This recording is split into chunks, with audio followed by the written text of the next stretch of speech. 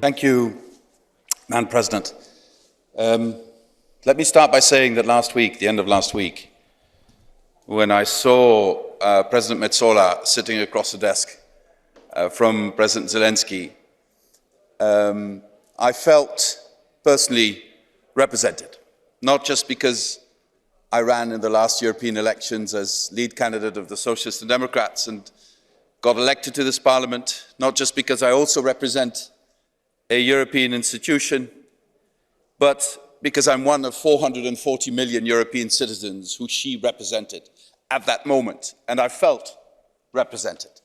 And I believe in that sense she has done a great service to this Parliament, to our citizens, and I would like to echo the call she just made, that we should pass from words to actions now, that we should quickly move to tighten the sanctions, do everything materially, morally, politically, economically to support a nation that is fighting for its very survival. In the last days, we've seen the level of atrocity committed by Putin's troops. We've seen the declarations also again today in Moscow, even foreshadowing the chance, the possibility of genocide. There is no bigger task of us than to support the Ukrainians in this struggle, which is also our struggle. This peaceful nation has been invaded, but it's not just an attack on them, it's an attack on all of us, our values, our way of life, our security, and also on the momentous task we face. The IPCC report that was presented today again demonstrates how big the challenge is humanity is facing. IPCC, based on science, again points to the fact that we need to do more if we want to achieve the goal of keeping the rise of the temperature well below 2 degrees and hopefully on 1.5 degrees. We're not there by a long stretch. That's the bad news. The good news is, however, that if we change our policies, if we up the ante, if we do more, we can reverse the trend. That's also what the IPCC report says that was just published.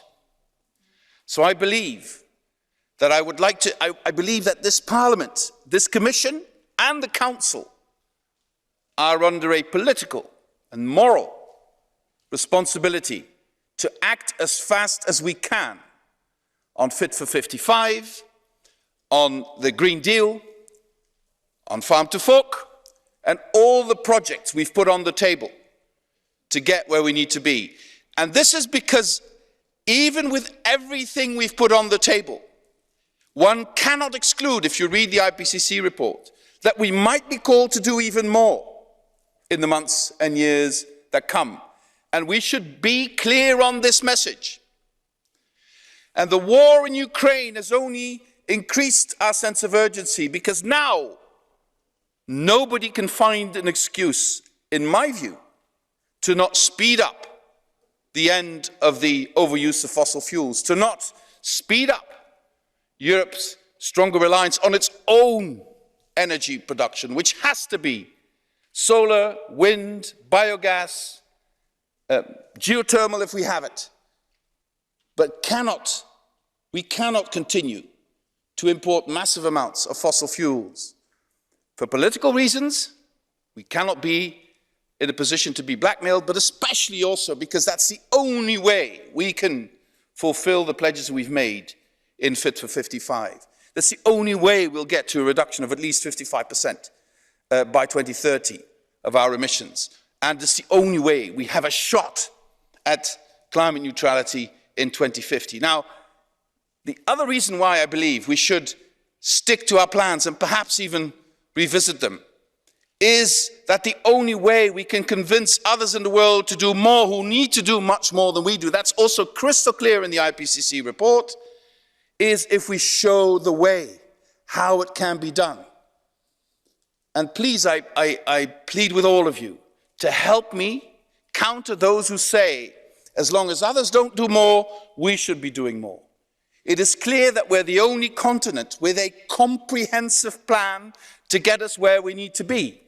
And only through comprehensive plans can other countries, other continents get where they need to be. And by leading the way, Europe can help them get there. By leading the way, we can do what the positive, what the optimistic part of the IPCC report says, namely change the trend and give humanity a shot at survival. Thank you. Vielen herzlichen Dank.